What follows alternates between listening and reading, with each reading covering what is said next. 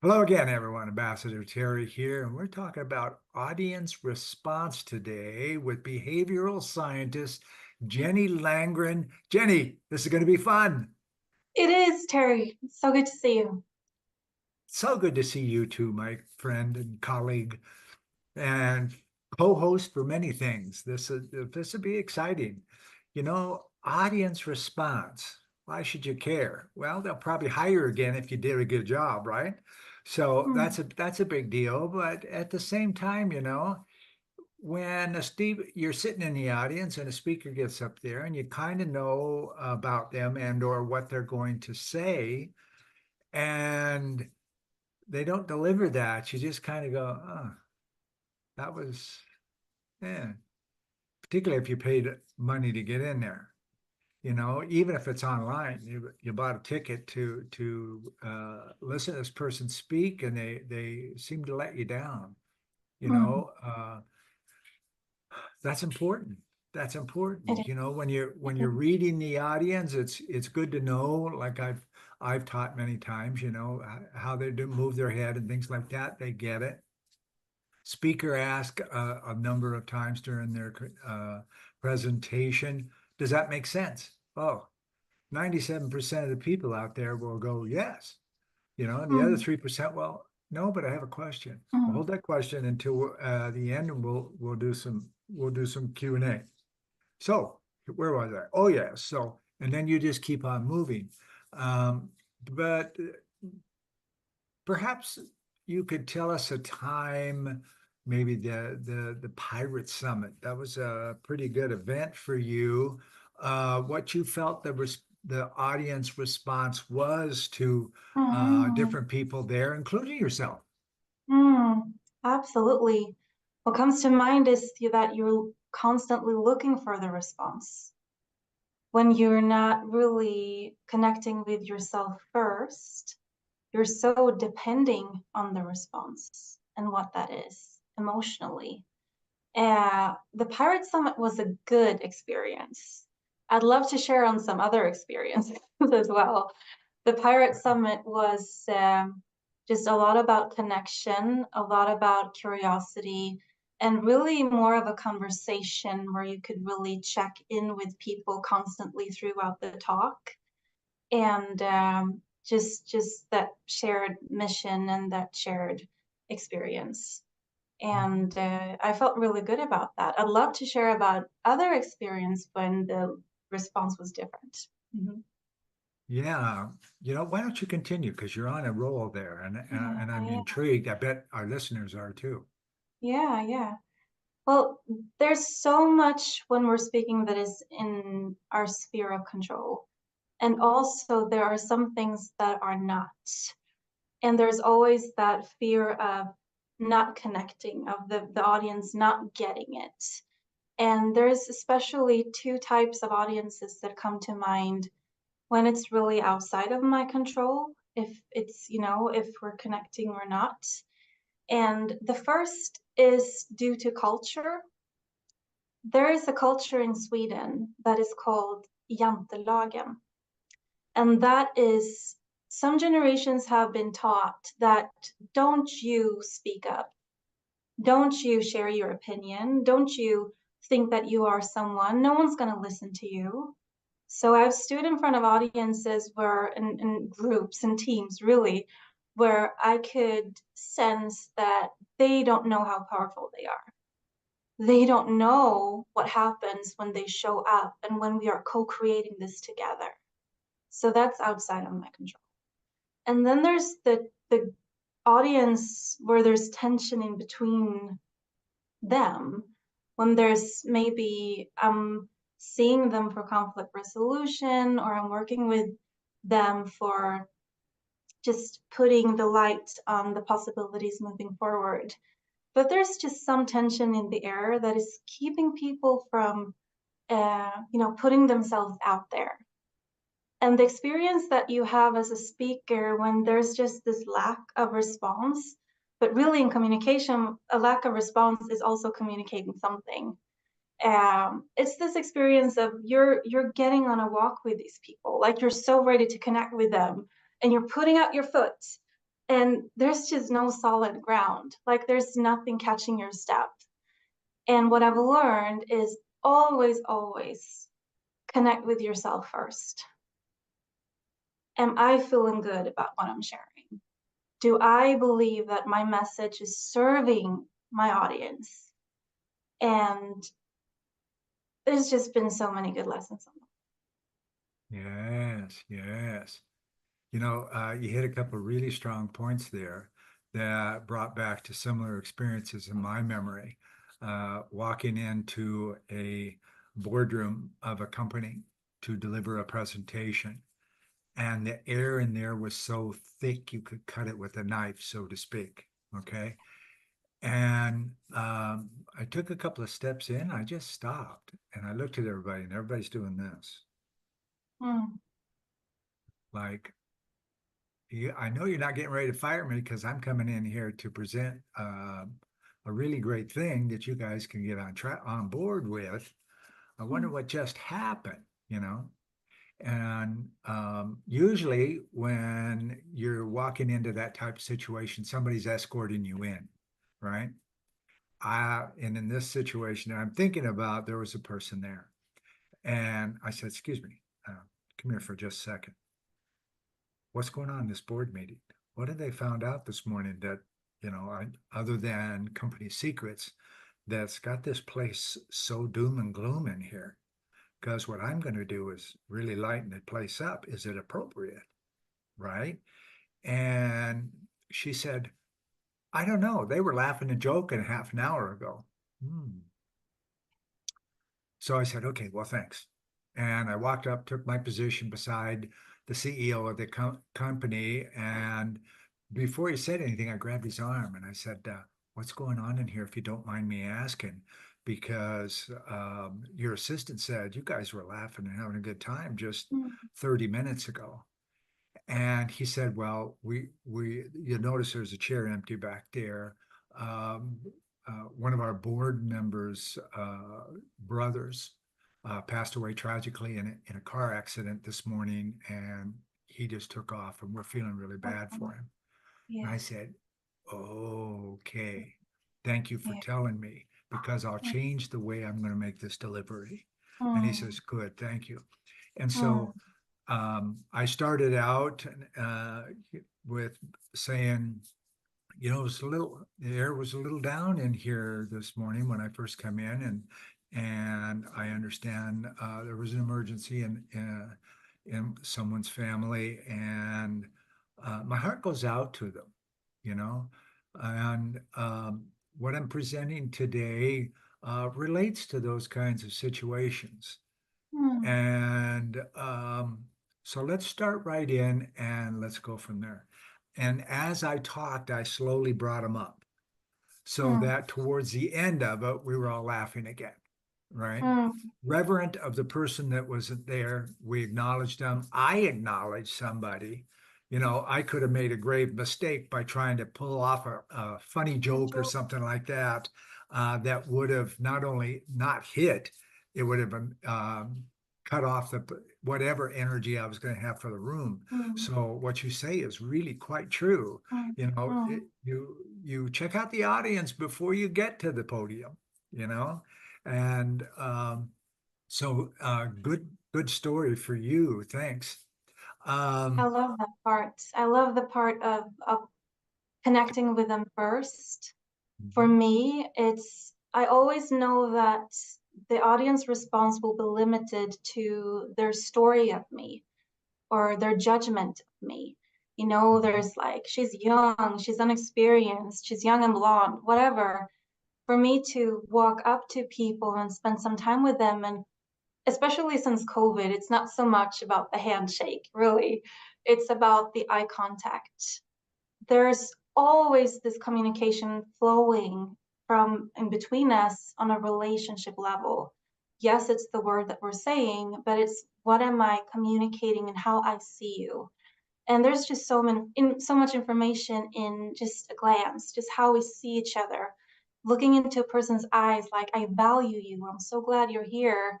It's just makes them feel so safe. It's the experience of knowing me, not just seeing me and judging me on the stage. It's that connection that creates that safety so that we can co-create and make this a good experience together. Yes, absolutely. You know, I've talked about this on other audience related lives that we've done. That talking to different people.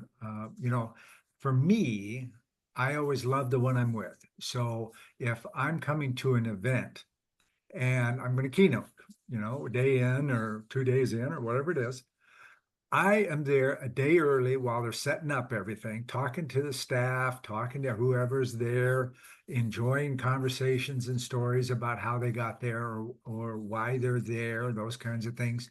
The morning of, especially, I'm what we used to call in the U.S. Navy, "Oh, dark 30." That means I'm like almost the first person down there before they even have the coffee and donuts and stuff set up yet. I'm hanging out and I've got my speaker tag on and people when they show up they can be a little foggy eyed but then they see, wow, there's the speaker already, you know that's a, wow, I wonder why he's doing that. And they'll come up to you. They'll say, well, good morning. Aren't you the keynote for lunch according to my program? Oh yeah. I'm just here early to talk to everybody and get a sense of the people here because Mm. for a speaker to connect to people, it's very important. And so, why are you here? Maybe you can tell me how you got here or whatever. What was important to you to be here very first thing this morning, right? I Mm. threw it right back at him in a loving, open and warm way, and get him to talk. And likewise, other people, pretty soon you get a group. You end up with a small Mm. group of people talking about concerns and why they're at this particular conference. It may not be a company conference. I haven't spoken at a company conference since pre-COVID. That'll change eventually. And so you get people of different backgrounds coming like the Pirate Summit, right?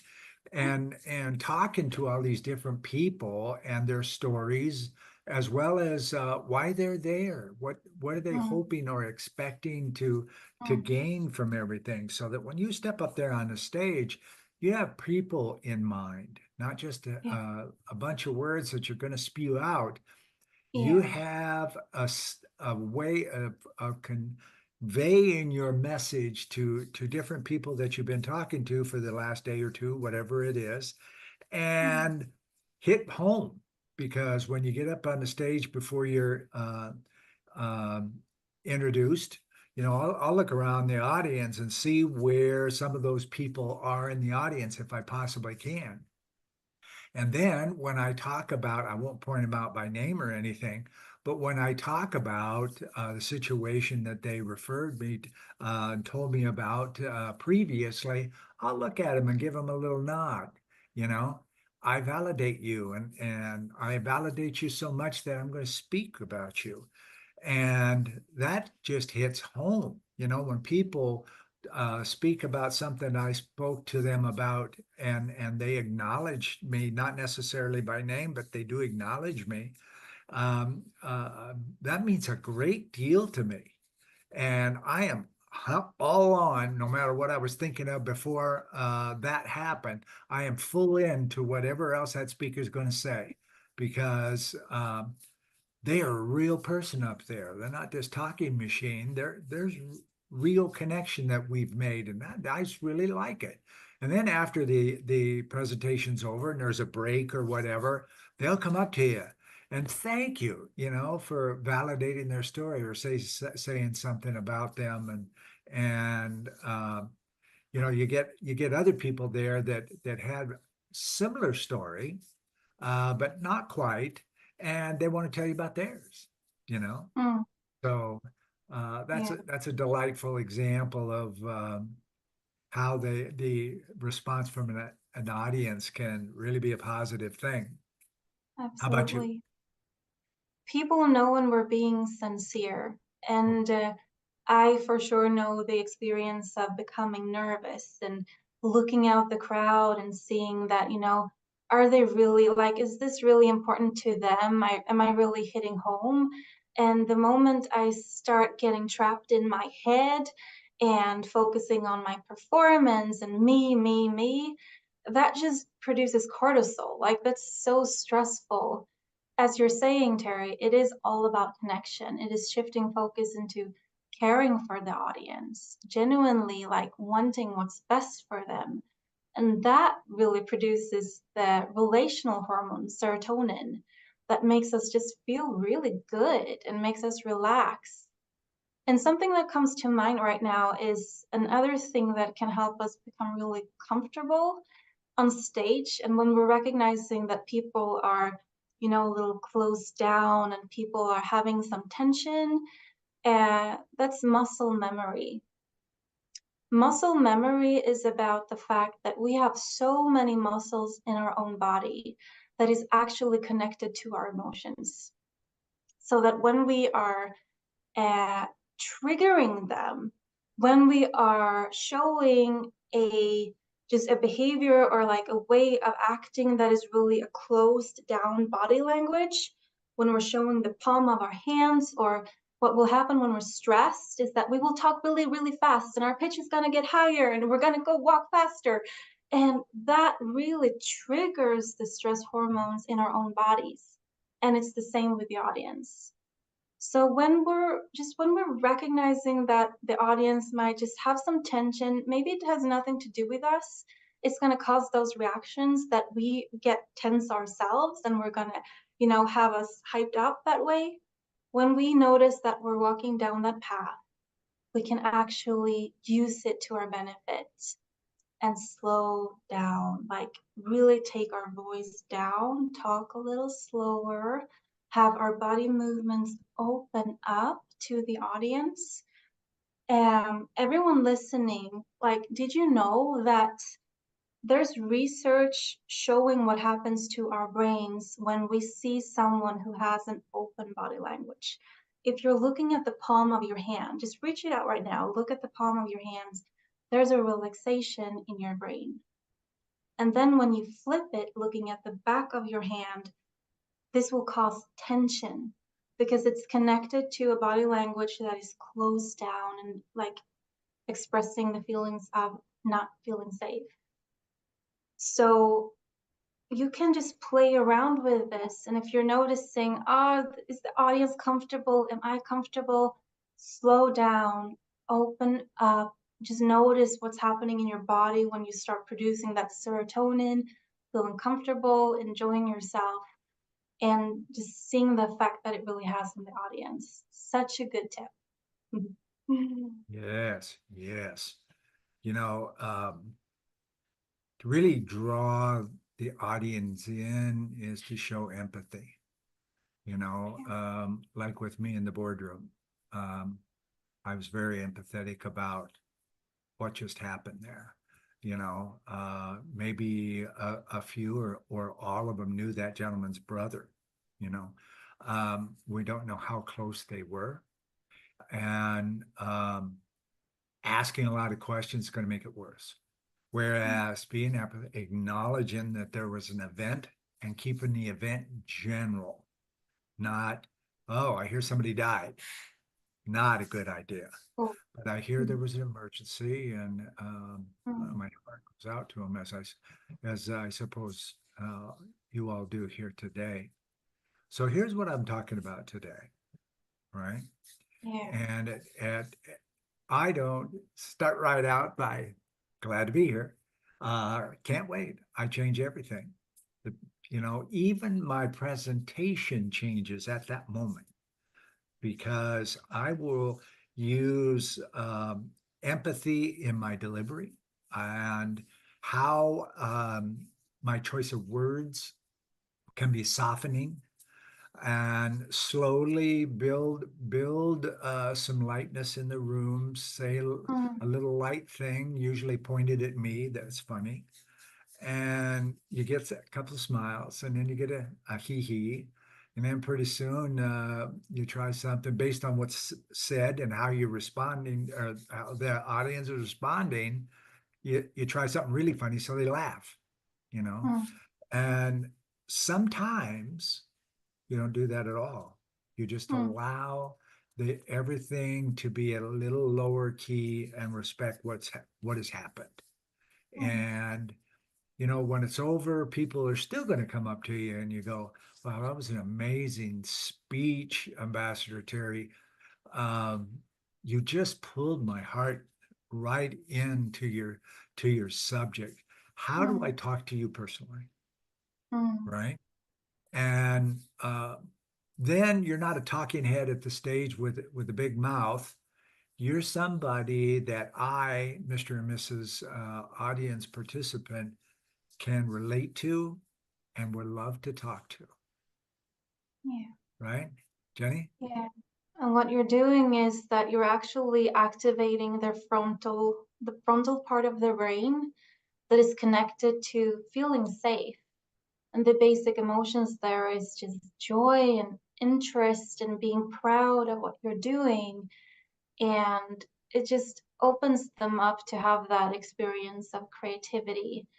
And especially in such a session where, um, something really drastically just happened and people might be caught up with their own processing their own emotions, even if they looked kind of glams right there and then, it will turn out they were really paying attention. They were really listening because that was a safe space and they felt free to actually be themselves and be kind of blank and in their own minds. So I think that's a Mhm. really, really good response that you got right there. Yeah, yeah. Mm, I'll often stop speaking if I think people are drifting off. Not in a bad way. It can be a good way. Like that board, they were drifting off now and then. It made sense. And I'll just stop for a few seconds, not say anything, just freeze. And mm, then people look up, like, what happened?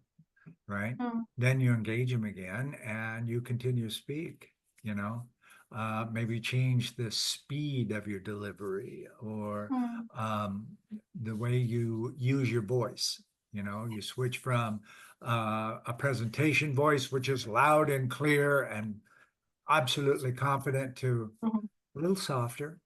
Yeah, mm. I'm a human being. I understand your pain, you know.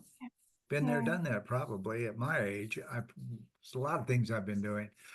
And you are so spot on, behavioral scientist Jenny Landgren, talking about the frontal lobe and how does that work? That's amazing. Yes, thank you for bringing that up. When you were saying that, I totally got it. It's just like, boom, there it is. Yeah. In my research, we do a little thinking about in and around the brain, the baby brain, all the way up, so that's important as well. Any ending message that you want to give today about audience response? Yeah.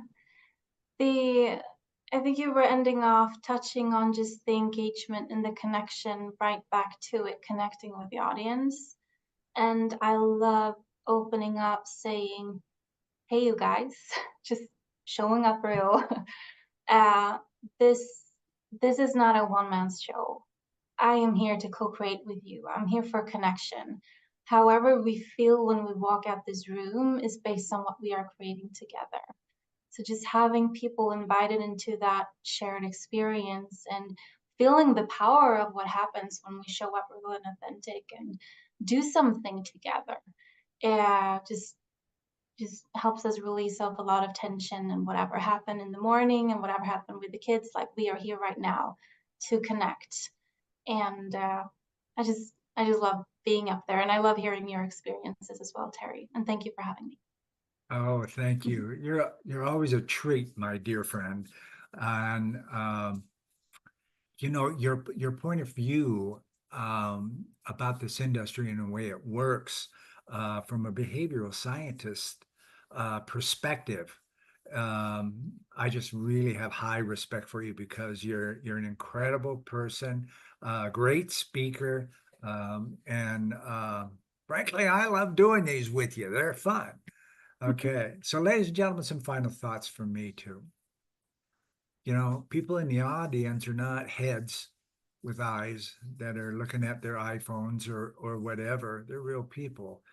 And if they're distracted in that way, stop, take a pause, allow them to reconnect with you, and then feel it. Is it something funny you should say at that point to get to kind of lighten it up?